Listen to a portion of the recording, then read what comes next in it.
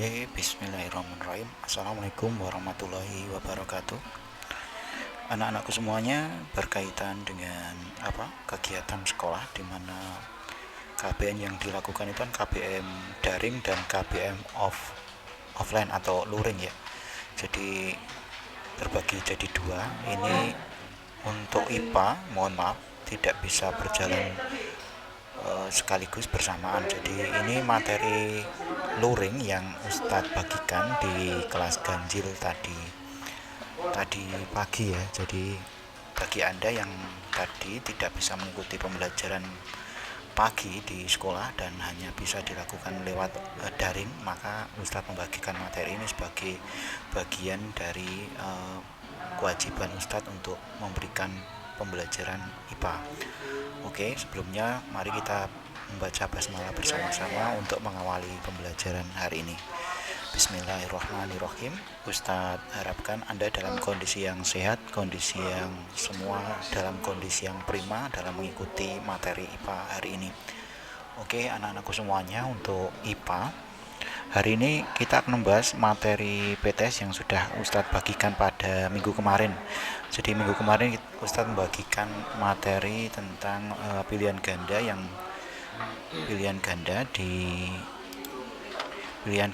yang 1 sampai 35 ya, pilihan ganda dan menjodohkan.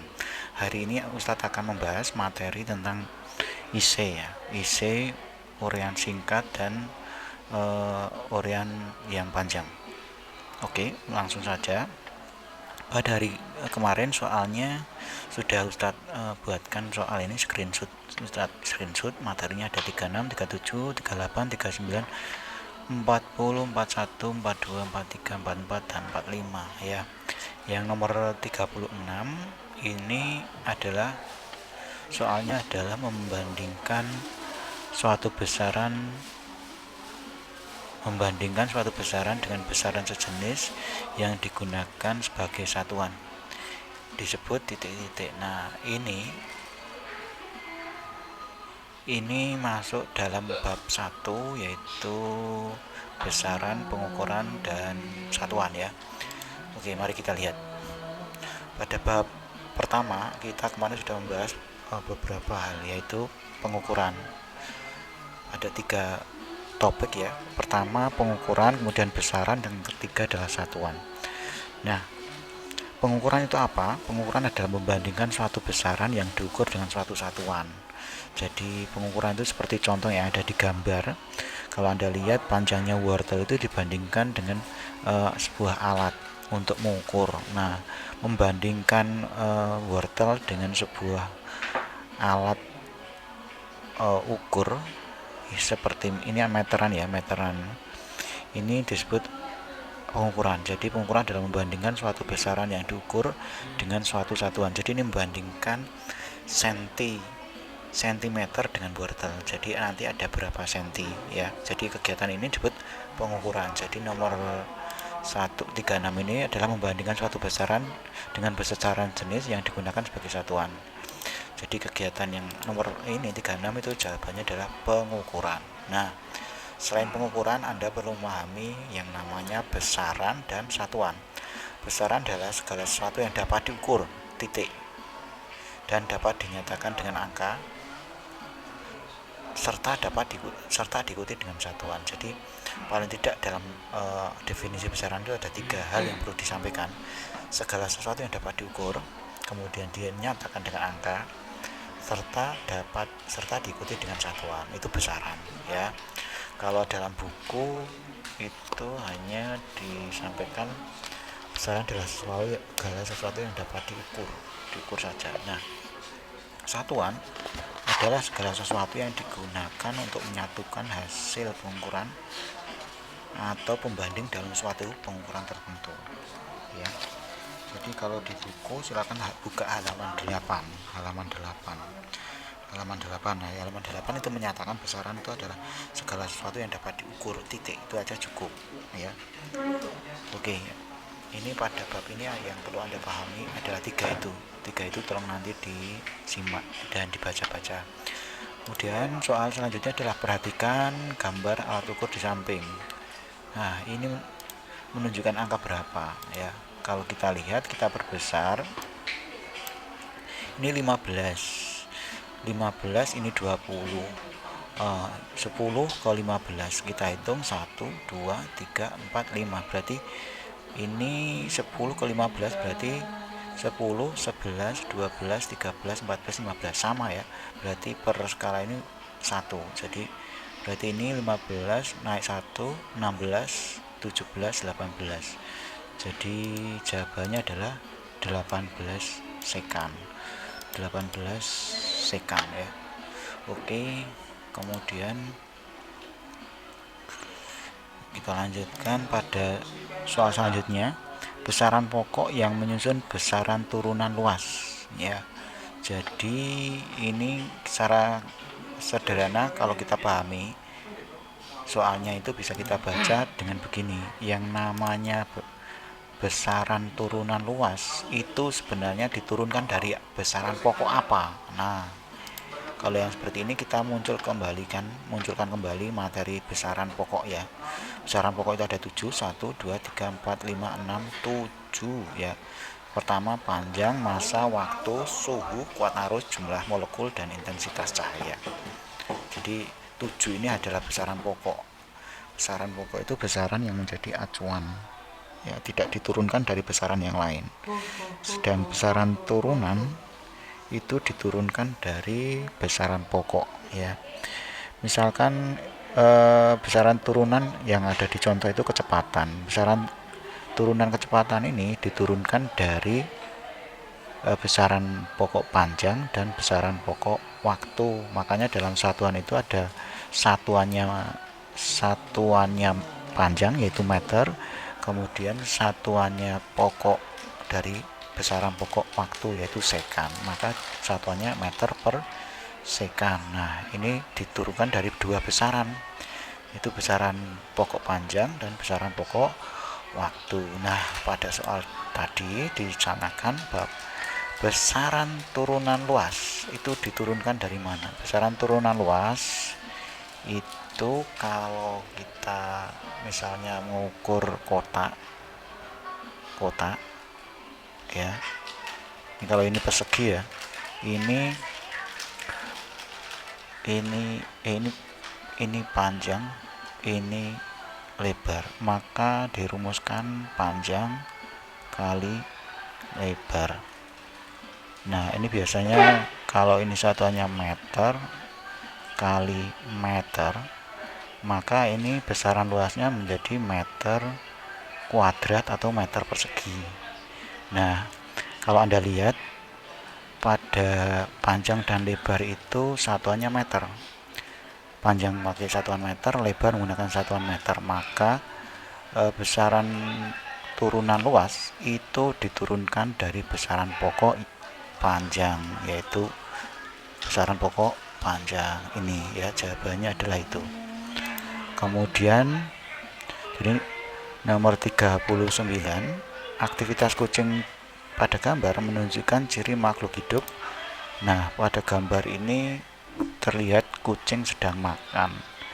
Jadi ciri-ciri makhluk hidup yang relevan dengan gambar tersebut adalah ciri makhluk hidup adalah membutuhkan makanan atau nutrisi ya. Jadi cukup itu jawaban pendeknya. Kemudian kita lanjutkan ke 40, nomor 40. Bagian mikroskop yang berfungsi mengatur lensa objektif yang akan digunakan. Jadi kata kuncinya adalah mengatur lensa objektif yang akan digunakan. Artinya apa? Berarti memilih lensa objektif yang akan digunakan. Jadi kita ke gambar mikroskop. Nah, di atas ini namanya lensa okuler. Lensa okuler itu lensa yang langsung berinteraksi dengan mata kita ya. Berfungsi untuk apa? Untuk memperbesar bayangan yang diterima dari lensa objektif. Dan di bawahnya lensa okuler ada tabung penghubung antara lensa okuler dan lensa objektif.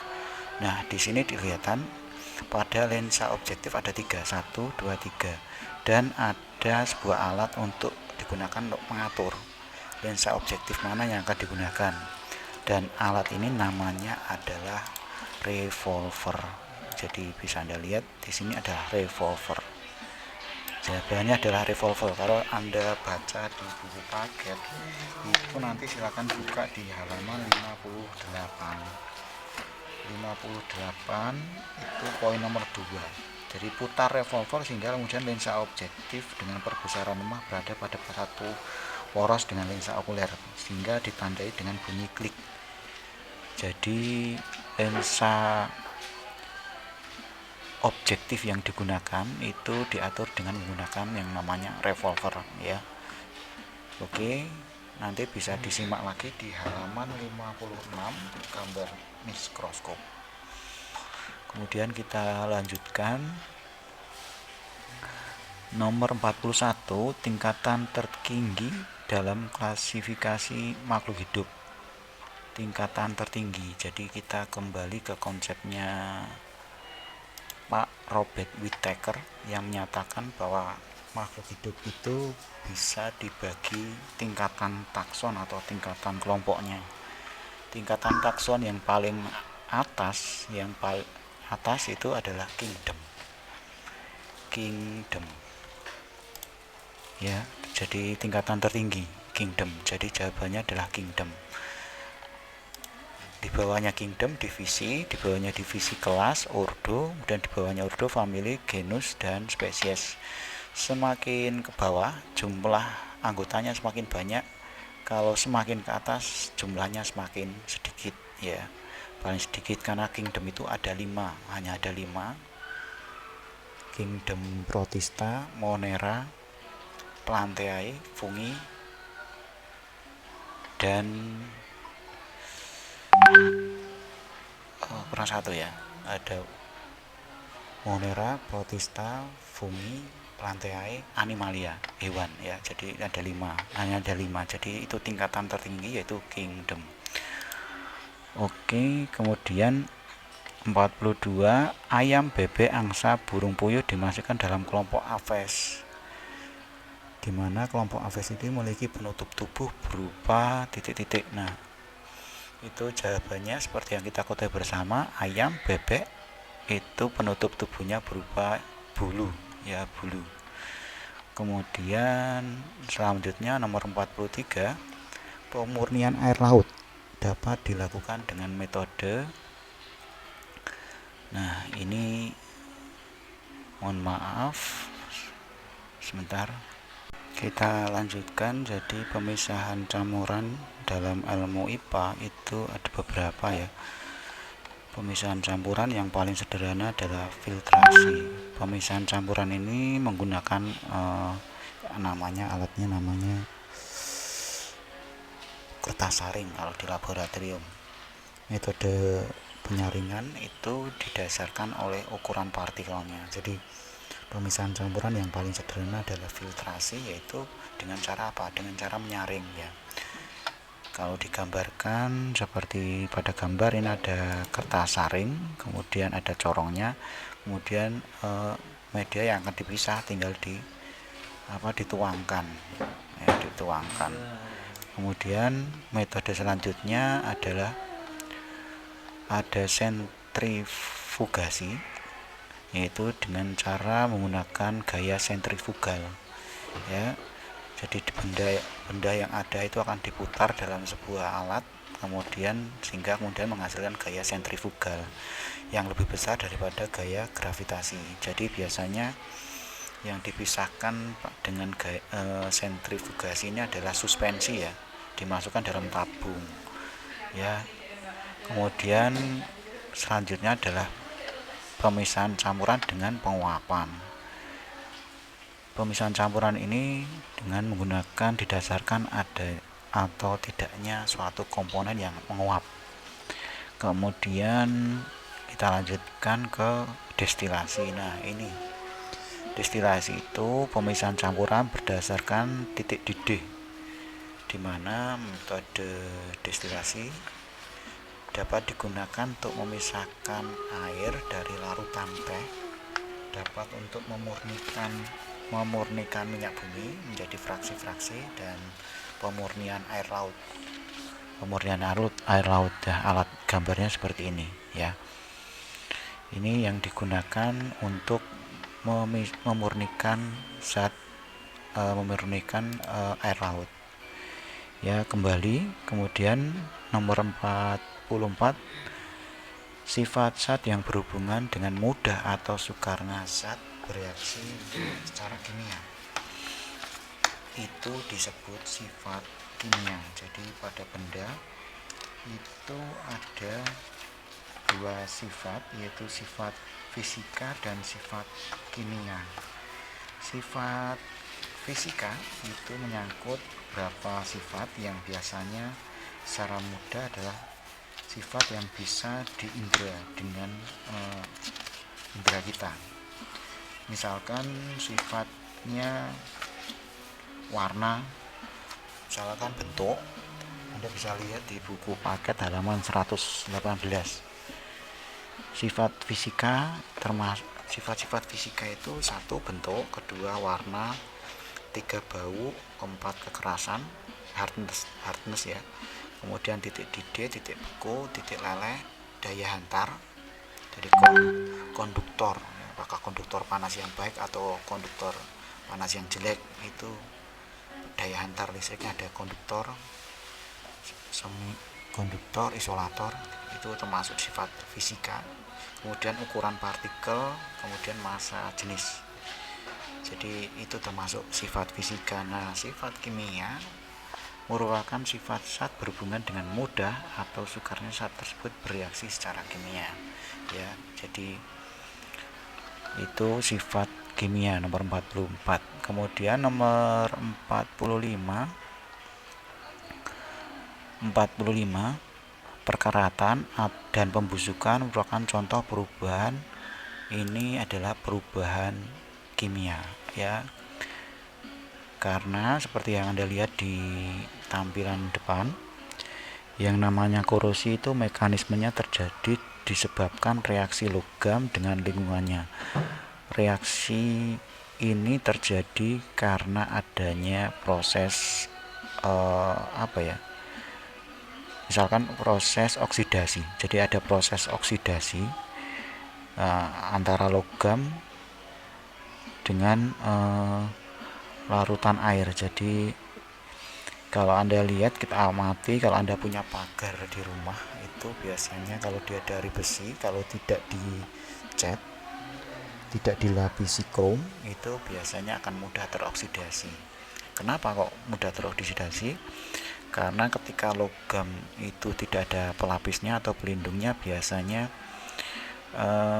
ada lubang yang akan mudah terjadinya karat ya. Jadi reaksinya biasanya reaksinya adalah air bereaksi dengan besi yang akan menghasilkan karat logam. Rumus kimianya Fe3O3 3H2O. Jadi ini endapan karat. Jadi secara sederhana, karat itu adalah perubahan kimia ya, perubahan kimia karena berkaitan dengan reaksi kimia. Kalau kembali ke konsepnya perubahan fisika, perubahan kimia, ciri-ciri perubahan kimia itu: pertama, terjadi perubahan warna, kemudian terjadi perubahan suhu, kemudian yang ketiga terbentuk gas, yang keempat terbentuk endapan. Nah, di sini yang masuk adalah terbentuk endapan, kemudian terjadi perubahan warna. Nah, itu termasuk perubahan kimia ya, termasuk pembusukan. Oke, kita lanjutkan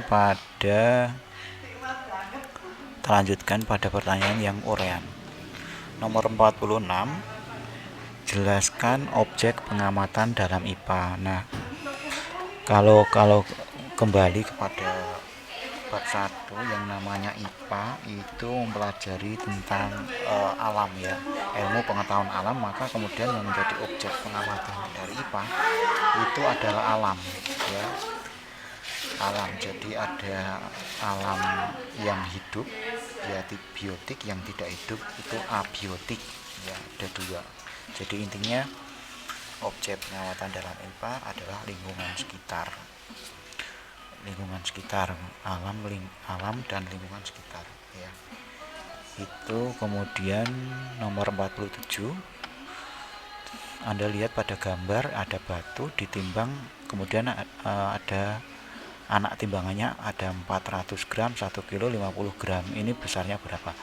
Pertanyaannya, satu adalah nama alat ukur yang digunakan. Nama alat ukur di samping adalah neraca.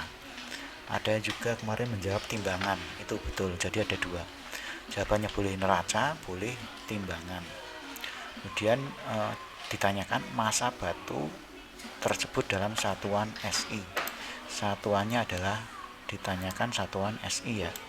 Jadi Anda lihat di atas itu ada 1, 2, 3, ada 3 anak timbangan. Yang pertama 1 kilo, ini jadikan gram. Jadi 1 kilo itu sama dengan 1000 gram.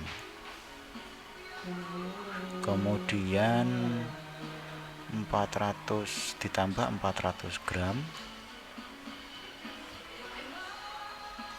kemudian ditambah 50 gram,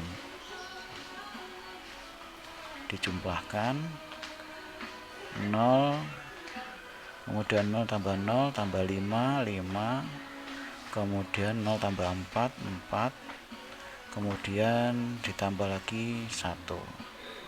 Jadi ini massa batunya adalah 1450 gram. Ini kalau dijadikan kilo itu berarti dibagi 1000, sehingga kemudian hasilnya adalah dibagi 1000, 1450 dibagi 1000, atau dengan sederhana kita geser aja nolnya ke kiri 3 kali. 1, 2, 3, 1,45 kilogram. Jawabannya ini, ya. Jadi tidak hanya sampai gram, tapi jawabannya sampai kilogram, yaitu karena satuan internasionalnya itu ada kilogram. Gitu. Kemudian kita lanjutkan nomor 48 itu Anda diminta buat kunci dikotom, ya. Kunci dikotom dari ciri-ciri ini ada 3 ciri: alat perkembangbiakan, kemudian akar batang daun, jumlah keping biji, dan kemudian nama tumbuhnya ada 1, 2, 3, 4. Nah, ini tolong dibuatkan kunci determinasinya. Nah, kunci determinasinya bisa kita buat menjadi seperti ini, ya. Yang pertama 1A. Jadi kunci dikotom itu adalah ciri makhluk hidup yang dibuat dalam satu nomor memuat 2 ciri yang saling bertentangan. Dikotom di 2 ciri yang saling bertentangan. Nah, yang pertama adalah kita tuliskan tumbuhan berkembang biak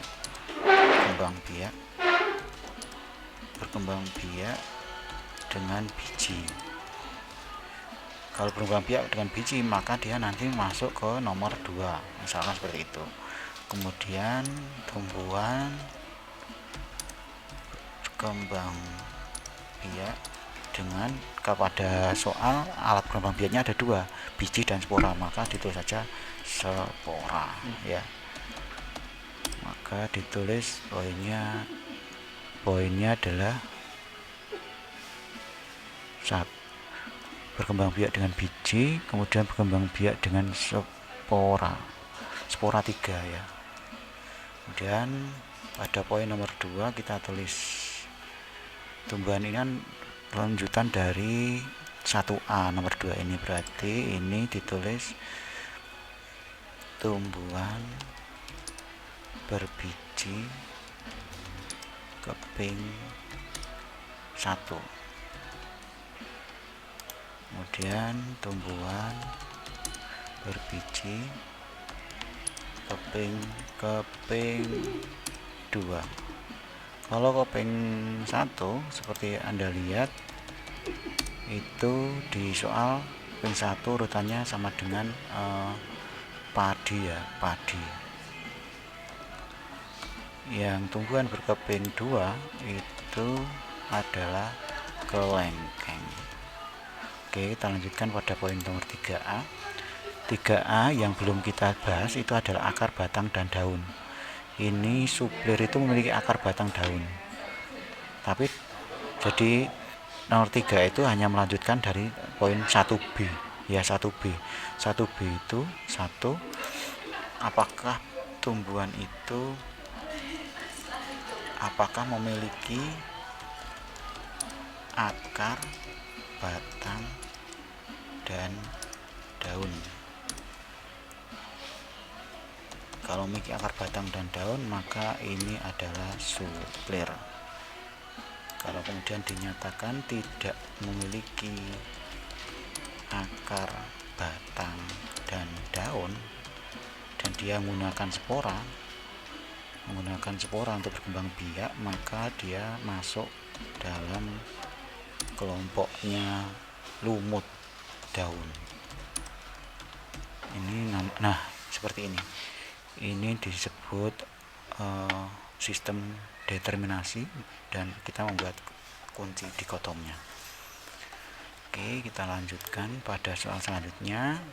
Sebut dan jelaskan ciri-ciri makhluk hidup. Sebut dan jelaskan ciri-ciri makhluk hidup itu ada 7: bernapas, membutuhkan makan dan minum, kemudian bergerak, bereaksi terhadap rangsang, peka terhadap rangsang, tumbuh dan berkembang, kemudian berkembang biak dan mengeluarkan zat sisa. Yang terakhir adalah adaptasi. Ya, cirinya ini. Anda bisa membuat penjelasan apapun boleh. Misalkan proses bernapas, jelaskan proses bernapas pada tumbuhan. Kalau tumbuhan menggunakan stomata, kemudian kalau manusia menggunakan hidung dan sebagainya, boleh dijelaskan. Intinya paling tidak Anda jelaskan cirinya. Ada 1, 2, 3, 4, 5, 6, 7, 8, ada 8. Kemudian nomor 50, jelaskan mengapa kertas dibakar termasuk perubahan kimia. Nah, ini kita masuk pada perubahan dalam ilmu IPA ada 2, perubahan fisika dan perubahan kimia. Perubahan fisika adalah perubahan yang tidak menghasilkan zat jenis baru.